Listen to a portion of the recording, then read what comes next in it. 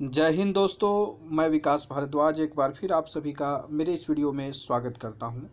Previous exam question paper analysis का यह अगला वीडियो है। आज के इस वीडियो में हम लोग इंडियन पिनल कोड भारतीय दंड संहिता के पूछे गए सवालों के बारे में चर्चा करेंगे। देखेंगे कि किस प्रकार के सवाल पिछले एग्ज़ामों में पूछे गए हैं और आगे किस प्रकार के सवाल आने की संभावना है। Previous exam question paper analysis का यह जो सीरीज चल रहा है, अगर यह आपको अच्छा लग रहा हो तो आप इस वीडियो को लाइक करें ताकि मेरा उत्साह बरकरार रहे और आपके लिए मैं और काम करने के लिए प्रेरित रहूं। तो चलिए देखते हैं किस प्रकार के सवाल पूछे गए हैं। तो पहला सवाल जो पूछा गया वो है, डिमांड और request for sexual favour from a woman is punishable under which section of IPC.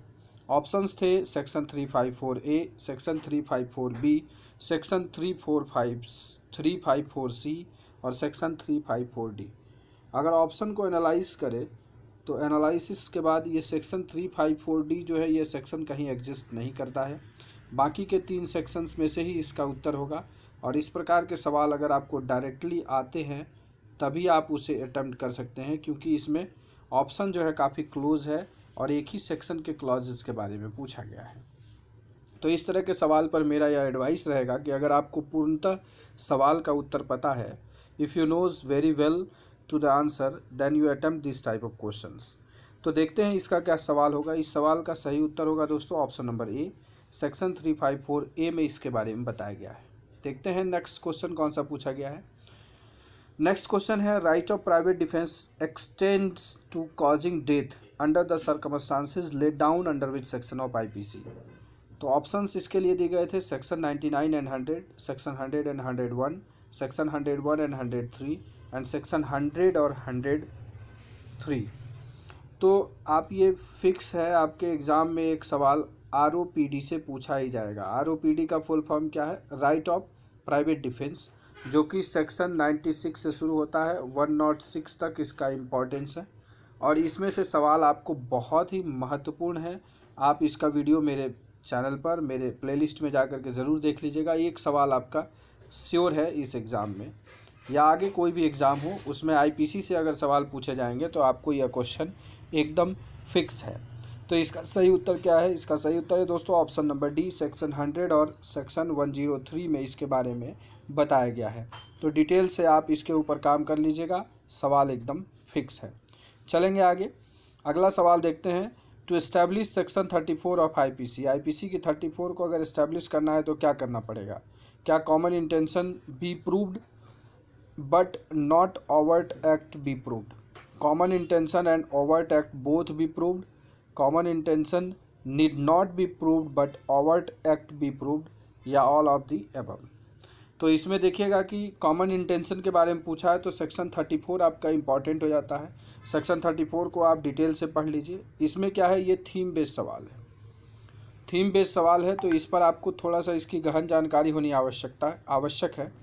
तो जब कॉमन इंटेंशन प्रूव किया जाता है तो उसमें कॉमन इंटेंशन के बारे में सिर्फ देखा जाता है, ओवर्ट एक्ट जो है उसके बारे में इससे प्रूफ नहीं किया जाता है। तो ऑप्शन नंबर ए इसका सही उत्तर हो जाएगा। इस प्रकार के सवालों पर भी मेरी हिदायत रहेगी कि अगर आप पूरी तरीके से श्योर हैं तभी आप इसे अटेम्प्ट करें। चलिए देखते हैं आगे कौन सा सवाल है। अगला सवाल पूछा गया है, habitually dealing in stolen property is dealt under, जो चुराई गई संपत्ति का अभ्यासतः व्यापार करना। तो मैंने इस पर एक वीडियो बनाया है और उस एक ही वीडियो में मैंने इसको कवर भी किया है, इसी सवाल को कवर किया था। तो उसके बाद अब इसके अलावा भी इससे सवाल पूछे जा सकते हैं। तो ऑप्शंस देख लें, सेक्शन 411 आईपीसी, सेक्शन 412 आईपीसी, 413 या 414। ऑप्शन क्या है? ऑप्शन सी इसका सही उत्तर है, सेक्शन 413 आईपीसी। तो इससे संबंधित आप इस प्रकार से देखें कि क्या क्या चीज़ें हैं। तो यहाँ मैंने आपको एक स्लाइड दिया है छोटा सा, इसमें मैंने पूरा डिटेलिंग किया है। तो 410 में स्टोलन प्रॉपर्टी है, 411 में डिसऑनेस्टली रिसीविंग स्टोलन प्रॉपर्टी है, 412 जो है वो dishonestly receiving property stolen in the commission of a dacoity, and 413 में habitually dealing in stolen property, and 414 में है assisting in concealment of stolen property. तो ये जो इतना मैंने धारा दिया है इससे एक सवाल आपके फिक्स हो जाते हैं।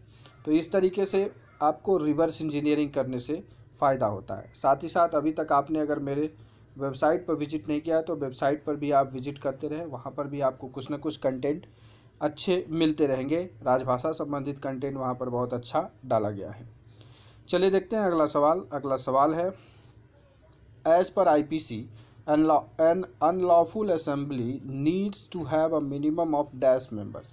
जो अनलॉफुल असेंबली है सेक्शन 141 में बताया गया इसके बारे में, उसमें पहला ही बताया गया है कि 5 या 5 से अधिक सदस्य होने चाहिए। वही सवाल पूछा गया है यहाँ पर कि अनलॉफुल असेंबली होने के लिए मिनिमम कितने सदस्यों की आवश्यकता है, 3 और मोर, 4 और मोर, 5 और मोर, नो सच रेस्ट्रिक्शंस। तो 5 या 5 से अधिक सदस्य, तो ऑप्शन नंबर सी इसका सही उत्तर हो जाएगा।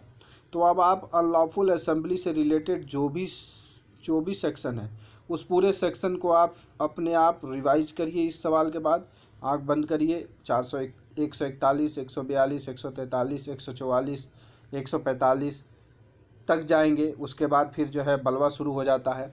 तो इस तरीके से आप वो पूरा पार्ट आप वहाँ पर याद कर लीजिए। तो इस तरीके से क्या है कि आप आसानी से अप्रोच कर पाएंगे सवालों को। चलते हैं अगले सवाल पर।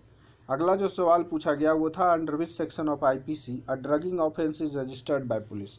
तो ड्रगिंग एक स्पेशल केस है जो रेलवे में होता है और बहुत ही महत्वपूर्ण धारा है, इसे याद रखिए। ये रिपीट होने वाले सवाल है, मैं इस पर 99% श्योर हूँ कि ये सवाल आपके एग्ज़ाम में रिपीट होंगे, क्योंकि ये अपना मेन काम है और मेन काम के तहत आता है। रेलवे में मेन अपराधों में से एक है ड्रगिंग। तो इस तरह के सवाल आपके एग्ज़ाम में ज़रूर पूछे जाएंगे। तो ऑप्शन है सेक्शन 328, सेक्शन 274, सेक्शन 320 या सेक्शन 339। तो बहुत ही आसान है। सेक्शन 328 में जो है ड्रगिंग के बारे में बताया गया है, विष इत्यादि द्वारा कारित अपराधों के लिए दंड के बारे में बताया गया है। तो इस तरीके से आप इस वाले पार्ट को याद कर लीजिएगा। चलेंगे आगे। अगला जो सवाल पूछा गया था, under which section of IPC a husband can be booked if he is subjecting his wife to cruelty. मतलब जो है पति द्वारा जो है पत्नी पर किए गए क्रूरता के लिए जो अपराध है वो किस धारा में बताया गया है। तो ऑप्शन है आपके लिए सेक्शन 498A, सेक्शन 492, सेक्शन 496 या सेक्शन 511। तो यहाँ पर आप पूरे सेक्शन को एनालाइज करिएगा। वैसे इसमें कोई भी सेक्शन इसके अलावा इम्पॉर्टेंट नहीं है। 511 आप याद रखिएगा।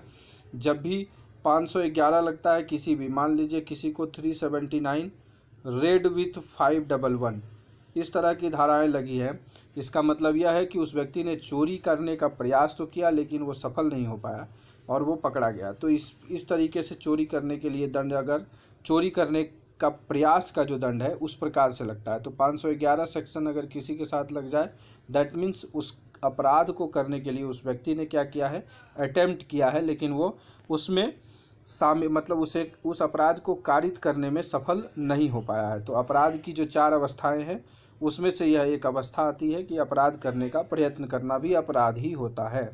लेकिन इस सवाल का जो सही उत्तर है दोस्तों वो है 498A में इसके बारे में बताया गया है। वैसे ऑप्शन में आपको इस सवाल को पूछा गया था तो उसमें सिर्फ 498 ही दिया गया था, जो ऑब्वियसली रिलेटेड है और उसी से वह उत्तर निकल करके आया है। चलिए देखते हैं अगला सवाल। अगला सवाल है, criminal misappropriation of property is punishable under which section of IPC। जो है संपत्ति का आपराधिक दुर्विनियोग IPC के किस धारा के दंडनीय है। आपको ये पता होगा कि राहुल गांधी और सोनिया गांधी पर भी यह सेक्शन लगा हुआ है, उन पर भी criminal misappropriation of government property का केस लगा हुआ है। तो बहुत ही इंपॉर्टेंट धारा है। ऑप्शन आपके लिए है सेक्शन 383, सेक्शन 403, सेक्शन 405 और सेक्शन 420। सही उत्तर है दोस्तों ऑप्शन नंबर बी, सेक्शन 403, 403 में इसके बारे में बताया गया है, क्रिमिनल मिस एप्रोप्रिएशन के बारे में। तो इसके अगल बगल जो भी मिस एप्रोप्रिएशन के और भी धाराएं हैं उसे आप ज़रूर देख लीजिएगा। सवाल इसी तरीके से बनाए जाते हैं। अगर मुझे भी सवाल सेट करने के लिए दिया जाए तो मैं इस तरह से प्रीवियस एग्ज़ाम के पेपर को एनालाइज करूँगा और उससे संबंधित ही सवालों को सेट करने का मतलब आपके लिए लाने के लिए प्रयास करूँगा। तो बहुत ही आसानी से आप कम से कम जो है 20 सवाल तो आपको आसानी से इस तरह से अगर रिवर्स इंजीनियरिंग करते हैं तो आपके एग्ज़ाम के लिए बहुत आसानी से मिल जाएंगे। चलेंगे अगले सवाल पर। अगला जो सवाल है वो है under which section of IPC a person giving false evidence in RPUP act inquiry can be prosecuted. तो ये भी सवाल जो है वो थीम बेस पर है। इसमें आपको 2 तरीके का एक्ट दिया गया, एक तो IPC का जिक्र हुआ, दूसरा RPUP का जिक्र हुआ। आरपीयूपी एक्ट का यहाँ पर जिक्र किया गया है सिर्फ आपको दिग्भ्रमित करने के लिए। यहाँ पर आपको इस तरह के सवाल में जब भी कोई सवाल पूछे जहाँ कुछ स्टेटमेंट हो, जहाँ किसी प्रकार से दो सेक्शन जुड़ रहे हों, दो एक्ट जुड़ रहे हों या दो तरह की चीज़ें जुड़ रही हों, तो वहाँ पर आपको सबसे पहले उसके थीम पर जाना है।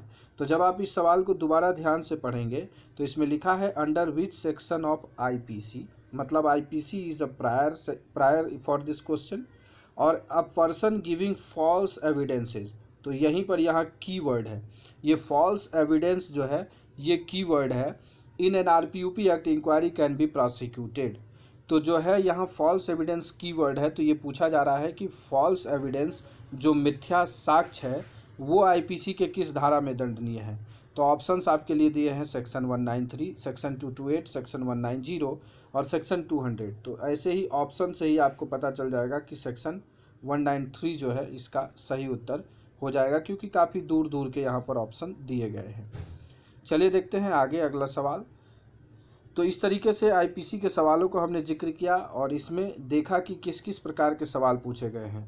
विश्लेषण में एक चीज़ यह भी सामने आया कि 5 से 6 सवाल ही आईपीसी से पूछे गए हैं। तो आप इसी अनुसार अपने हिसाब से तैयारी करिएगा कि 5-6 सवाल आईपीसी से पूछे गए हैं। आप 10 सवाल मेरी तरफ से लेकर के चलिए कि 10 सवाल तक आपसे आईपीसी से पूछा जाएगा।